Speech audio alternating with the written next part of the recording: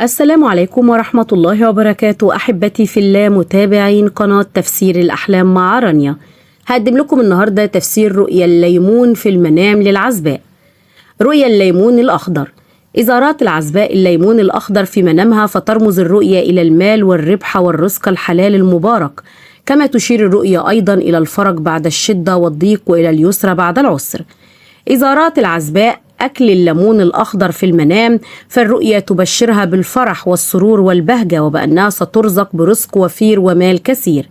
أما إذا كان طعم الليمون الأخضر في منام العزباء حامضا فإن الرؤيا دلالة على الضغوط النفسية والضيق والحزن والقهر، ودلالة أيضا على سماعها الأخبار السيئة.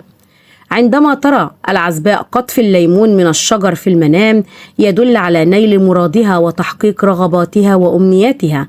وإذا قطفت العزباء الليمون الأصفر السليم فالرؤيا إشارة للحصول على المال والرزق والخير.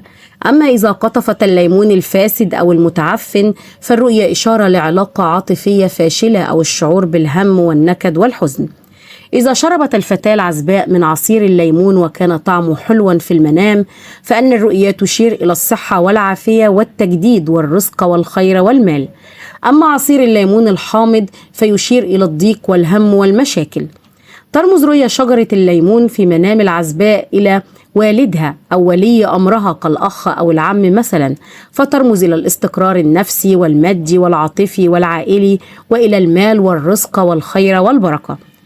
إذا أعطت الفتاة العزباء في منامها عصير الليمون فالرؤيا ترمز إلى سوء التفاهم والخصام والخلاف واللوم والعتاب.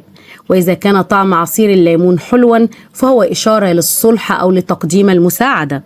وعندما ترى الفتاة العزباء في منامها الليمون الأصفر فإن الرؤيا تدل على الغيرة والحسد والعين وعلى القلق والخوف والتوتر النفسي، فعليها أن تنتبه لمن حولها.